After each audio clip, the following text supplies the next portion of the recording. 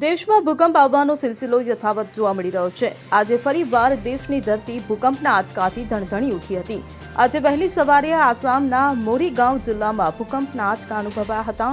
National centre for seismology અનુસાર 5.0ની તીવ્રતાનો ભૂકંપ આવ્યો હતો, જેના કારણે સ્થાનિક લોકોમાં ભયનું વાતાવરણ જોવા મળ્યું હતું। ઉલ્લેખનીય છે કે છેલ્લા એક મહિનામાં 20થી વધુ વખત ભૂકંપના આંચકાઓથી ધરતી ફરી એકવાર હચમચી ગઈ છે।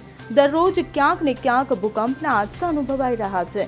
આસામમાં આવેલા ભૂકંપનું કેન્દ્ર આસામના મોરીગાંવમાં 16 કિલોમીટરની ઊંડાઈએ હતું। મહત્વનું છે કે આસામ એ રાજ્ય છે જે સૌથી વધુ ભૂકંપ પ્રભાવિત વિસ્તારોમાં આવે છે। ભૂકંપના આવા આંચકા અવારનવાર ત્યાં અનુભવાય છે। આના એક દિવસ પહેલા જ બંગાળની ખાડીમાં ભૂકંપના આંચકા અનુભવાયા હતા, જો કે કોઈપણ પ્રકારના નુકસાનના સમાચાર સામે આવ્યા નથી। આ પહેલા મેરઠ, દિલ્હી, એનસીઆર અને ઘણા રાજ્યોમાં ભૂકંપના આંચકા અનુભવાયા હતા। Bureau report CN24 news. હવે જુઓ દેશ દુનિયાની તમામ ખબરો તમારી આંગળીના ટેરવે। ઉઠાવો મોબાઈલ અને Google Play Store પરથી ડાઉનલોડ કરો અમારી CN24 ન્યૂઝ મોબાઈલ એપ।